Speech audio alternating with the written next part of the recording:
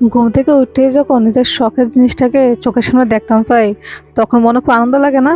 ঠিক সেরকম আজকে আমার খুব আনন্দ লাগতেছে, কারণ ঘুম থেকে উঠে দেখি আমার একটা গাছের মধ্যে ফুল ফুটছে। আর এই গাছটা আমি নতুন নন্দুর টানতে কিনে এনে লাগাইছিলাম, তো আজকে প্রথম ফুল ফুটছে।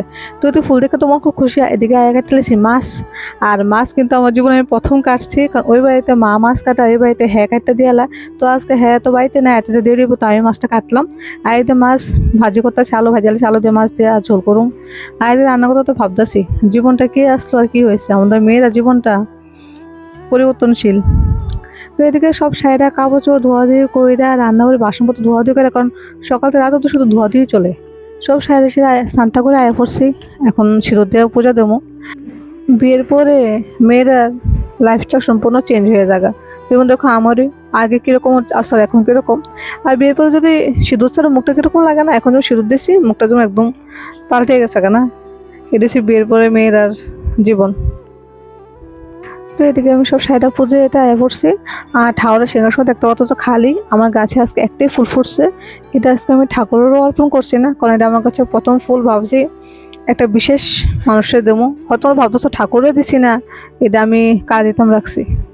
এই এখনই দেখতে পারবো যে এটা কার লেগে রাখছে ফুলটা। তো ঠাকুরের ক্ষমা চাইছি, ঠাকুরের আমি ফুলটা আজকে দিতে পারছি না। নেক্সট যে ফুলটা ফুটবো ওটা আমি ঠাকুরের দেবো।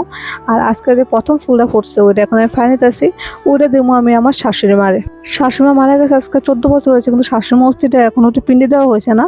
তো অস্থিটা এখানে একটা তুলসী গাছ লাগানো হয়েছে, তো আমি আমার গাছের প্রথম ফুলটাই আমার শাশুড়ি মারে দিয়েছি। মারে প্রার্থনা করে আমার কাছে ফুলটা অর্পণ করছি। অবশ্য ভাবি না আমার মেয়েরা জীবনটা কীরকম না, যারা সংসার করতে চায়, ভালো ঘর চায়, ভালো ঘর পায় না, যারা ভালো শাশুড়ি চায় তারা শাশুড়ি পায় না। অনেকের কথা আমার শাশুড়ি খুব ভালো আসলো, হয়তো ভালো মানুষ এলাকায় ঠাকুর তাড়াতাড়ি লয়ে গেছে গা, আমি আমার শাশুড়ি মারে পাইলাম না। পাইলে তো হয়তো বা সংসারটা অন্যরকম হতো, জীবনটা অন্যরকম হতো, আমি আমার শাশুড়ি মা মিলে তোমাদের সংসারটা গুছিয়ে রাখতাম। তো এইটা করতে করতে আমার মেয়ে দিদি উঠে গেছে গা। আজকে আমার মেয়ে অনেক দেরিতে ঘুমোতে উঠছে, আর সকাল সেরে আবার মেয়ের একটু আদু করে নিতে আসি। তো আজকে ভিডিওটা এতটুকুই।